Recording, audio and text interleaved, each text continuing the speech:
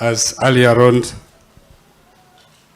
in the report, this is the camera called Nakawa Metal Fabrication. It captured that motor vehicle being driven towards Lugogo. Point to us. It clearly has an arrow. It moves with that red arrow. Okay, okay. So it identifies the vehicle from other motor vehicles, my lord. So I have left out the point of Kisasi because it clearly shows the registration number plate, which I was advised not to show out here. That's why I have come to the next camera, that is Nakawa Metal Fabrication, and it shows clearly the motor vehicle being driven towards Lugogo. That is the method. Mukatambiako emotoka yali evugibwa kulika akasale ku motoka suspect eyo gye yalimu ngera ali ekwatibwa kamera zaabwe ku Nakawa Metal Fabrications yali evugibwa ng'edda mu bitundu by'e Lugogo. My lord, that is now the motor vehicle at Lugogo Rugby, proceeding towards New Vision traffic lights. Yali etuuse Lugogo ng'edda paka ku New Vision ku bitaala. As you can see there, my lord, the vehicle proceeds towards Electoral Commission. Ng'ali egenda mu bitundu by'e Electoral Commission. From Electoral Commission, it comes to Daily Monitor Junction. Awo ng'etuuse ku junction ya Daily Monitor. It proceeds now towards Chibuli. Ng'egenda mu bitundu by'e Chibuli.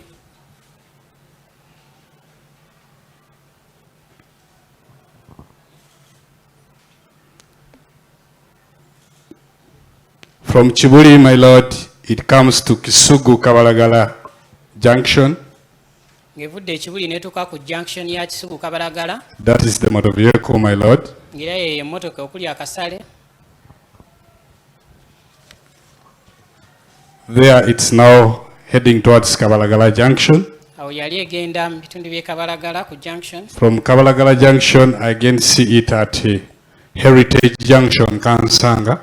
Yaddamu n'erabwa ku Heritage Junction e Kansanga. That is the motor vehicle, my lord.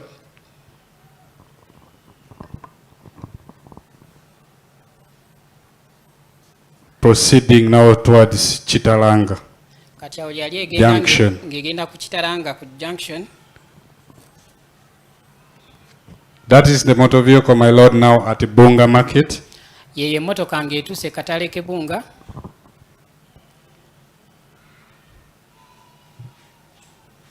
It proceeds towards Ggaba Trading Center. Ne yeeyongerayo paka mu katawuni k'e Ggaba. As you see the camera named Ggaba National Water at the junction, Ng'era kamera eyo yali ya Ggaba National Water ku junction eyo clearly captured it. n'egikwata bulungi.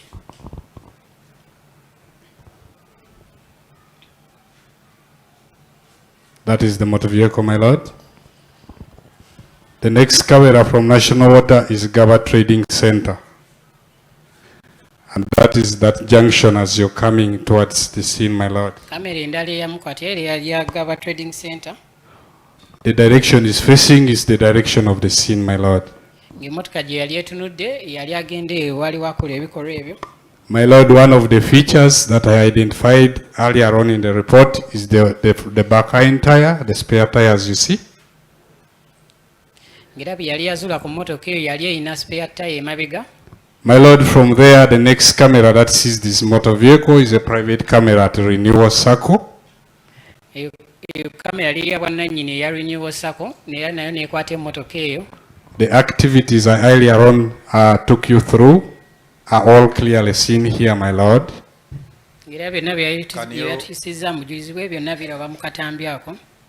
Can you rewind a bit to see how it comes to renewal?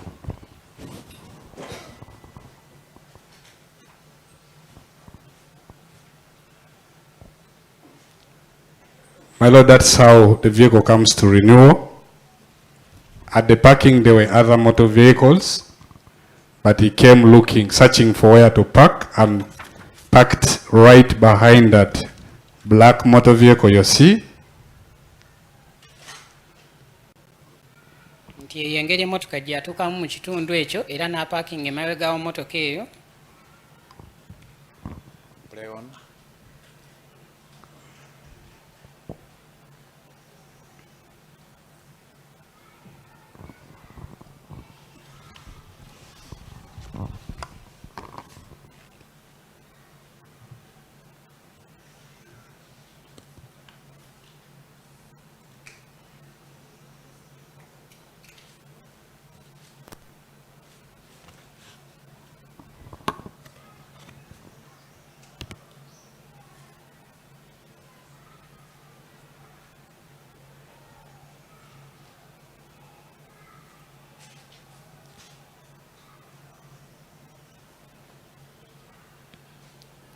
My Lord, that is how the suspect disembarked from the motor vehicle. nga yengeri suspect gye yava mu mmotoka eyo. He closed, as I was earlier on explaining, Naggalawo and emmotoka confirmed whether it was properly closed. n'akakasa oba ddala yali yegadde bulungi. Can you play it again? That particular activity?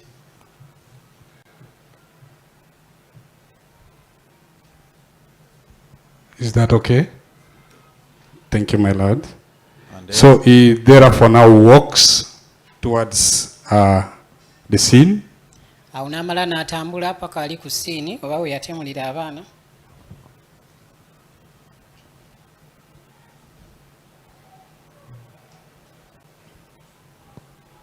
My Lord, he finished about 12 minutes from there.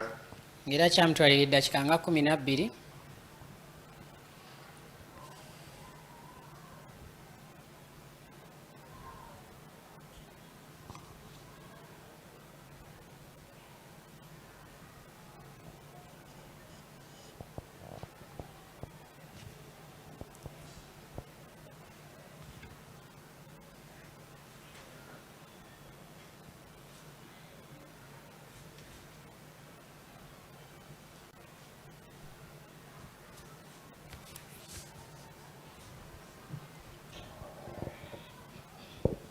I think you can forward it to when he returns. That's what I'm trying to do, my Lord. Is there returning, my Lord? Ng'era yoyo ng'akomawo. As I earlier on talked about checking on the tire right at the co-driver's side, on the left-hand side. That is the activity there. Era He yawo checked it. n'asooka ne yeekebejja omupiira gw'emmaaso gwa passenger. After checking, he got into the same motor vehicle. Ng'amaze okugwekebejja n'addamu n'ayingira emmotoka.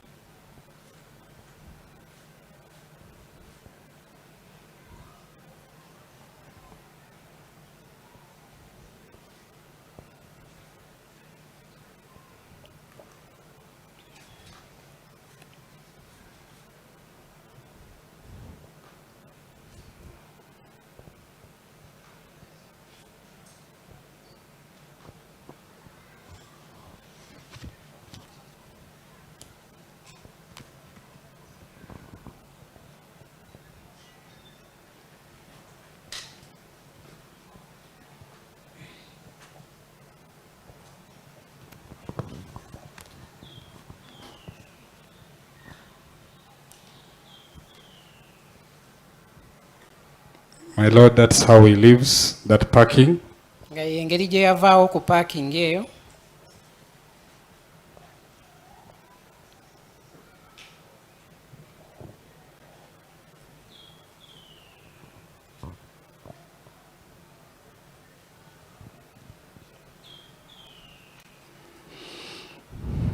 you may have to forward to the next camera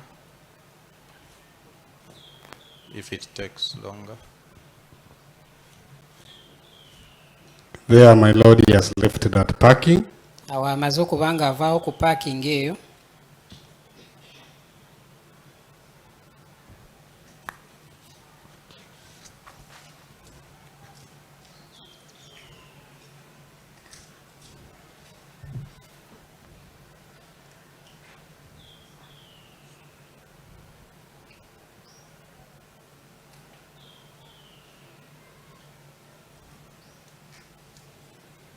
From that parking, my Lord, the next camera is Ggaba Trading Center.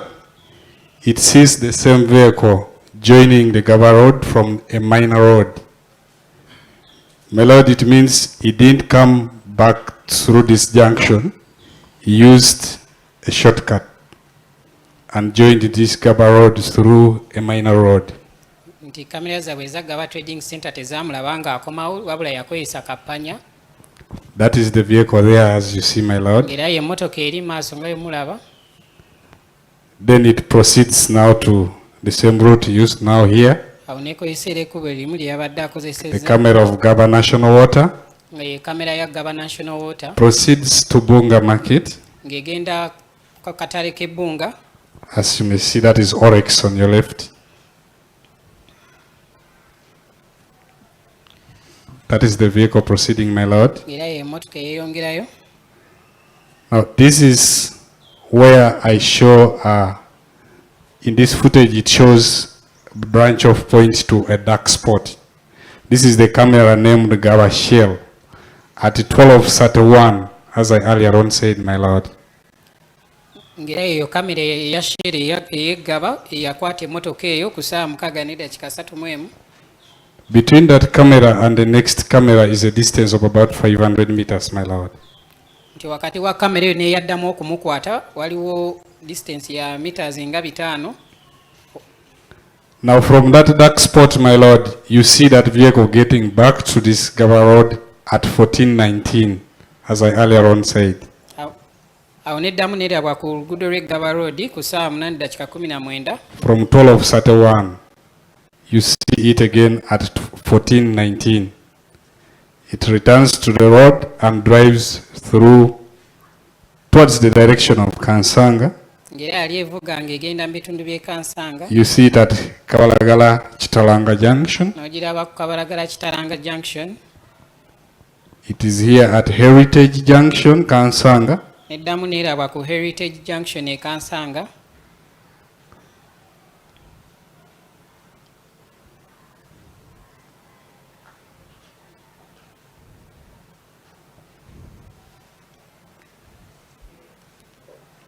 From Heritage, it comes to, this is Kabalagala Junction, as you may see, my lord, Junction ye Kabalagala nga emulaba. as it's proceeding now towards Arena Mall.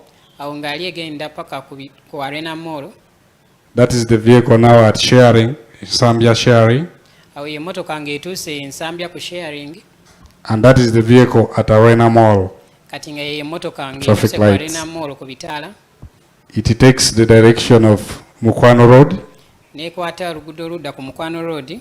and arrives here at Electoral Commission, my lord.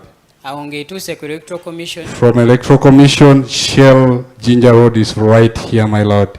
Awo Shell Ginger Road eri awo wali So mulaga. the vehicle branched to Shell Ginger Road, Era emmotoka n'eweta awo ku mafuta ga Shell Ginger Road. maybe also known as Kitgum House. Era ng'ewayitibwa era nga Kitugumu House. So that is now the camera at Shell Ginger Road, my lord. Nga yeeyo kamera eya Shell Ginger Road. That is how the vehicle arrived at Shell Ginger Road. Nga yeeyo engeri emmotoka gye yatuukamu ku Shell eyo. The suspect was driving it disembarks. Ng'era suspect yali avuga emmotoka eyo n'avaamu. He interacted with the staff of Shell. N'ayogera n'omu ku bakozi aba Shell eyo. The suspect of Shell now, the staff at Shell now enters in the vehicle. Ng'era omukozi wa Shell eyo n'ayingira emmotoka eyo. Then the suspect participated in the activity of pushing that same motor vehicle. Ng'era suspect naye yasobola okubeera nga asindika emmotoka eyo. While being assisted by other staff at Shell Ginger Road, my lord. Ng'ayambibwako n'abakozi abalala aba Shell eyo. And they pushed it to the parking within there, my lord. Era ne bagisindika paka mu parking ku Shell eyo. You play on, but we see the activity.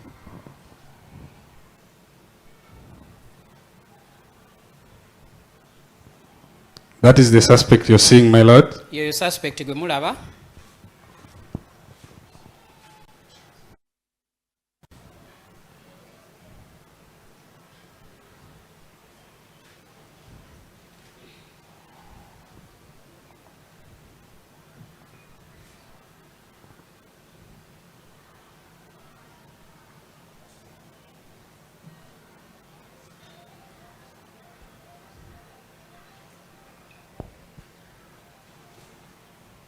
That is the other staff at Shell. Yoyo omukozi omulala owa Shell.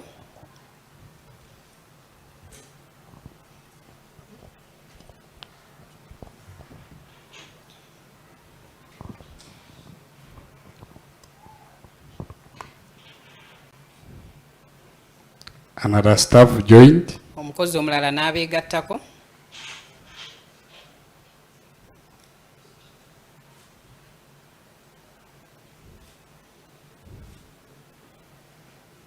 That is now the point where they began pushing. The suspect himself started pushing the vehicle. Nga ke kaseera suspect ye mwennyini n'atandika okubeera Then other staff joined n'abakozi abalala nabo ne basindika and pushed that vehicle. My Lord, from there, that is where the activity of first ends.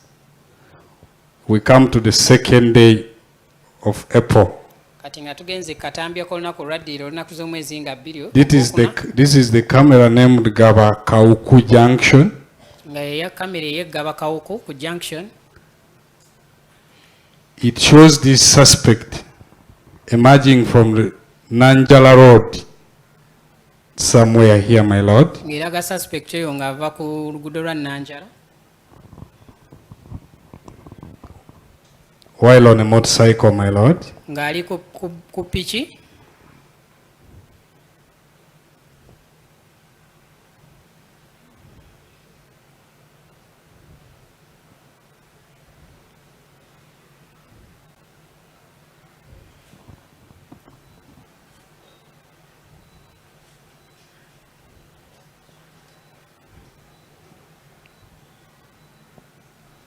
This is where I sighted him, my Lord, on this camera, Nga we yamulabira ku kamera eyo after identifying the dressing code ng'amaze okutegeera engeri gye yali ayambaddemu after his arrest, my Lord. olunaku lwe baali bamukwata. Is it zoomable? Yes, my Lord. Can you try to zoom it for court?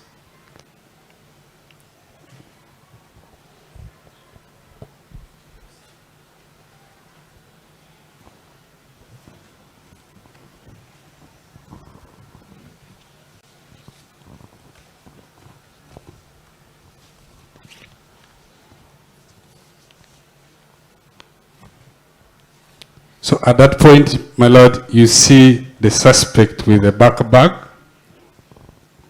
putting on the black glasses, the sunglasses. Mu kiseera ekyo olaba suspect oyo yali ng'aweese ensawo ng'era ayambadde ne gaalubindi ezaali enzirugavu. This camera is installed at Ggaba Bypass Road. Nga kamera eyo eri ku Ggaba As bypass you're road. coming towards Wentz Medical Center. Ng'ojja paka ku ddwaliro lya Wentz It's about 1 kilometer from the scene of incident, my Lord. ng'eringa kilomita emu paka okusiini oba obattira abaana. Okay, play on.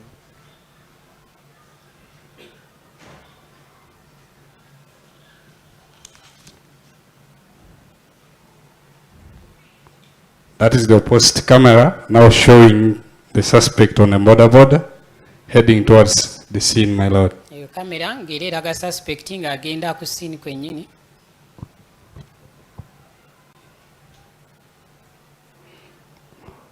From there, my Lord, it was at 10:16. The next activity you see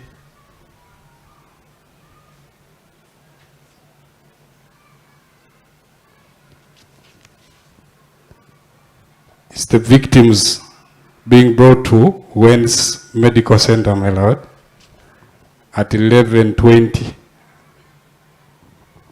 Kati awo akatambi kali kakalaga abaana abo abaali baatemulwa ku ssaawa 5 nga baleetebwa ku ddwaliro eyo ku ssaawa 5:2. The first victim was brought at 11:20. Era victim yasooka yaleetebwa ku ssaawa 5:2. Second victim was at 11:22. Nga victim omulala owookubiri wali wamaze okuyitawo eddakiika 2. Then the third victim was at 11:24. Omulala yali bamuleeta ku ssaawa 5:24. My Lord, that is the first victim as you see here. Nga yoyo victim asooka nga bamuleese.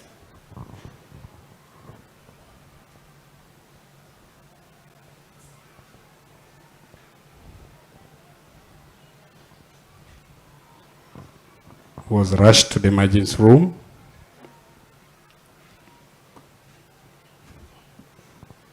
The spare person returns. One was carrying the first victim.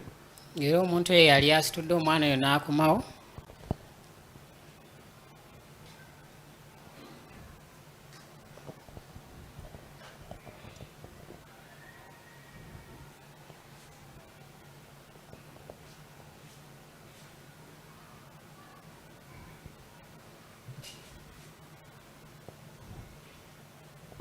At 11:22, my lord, that is the second victim.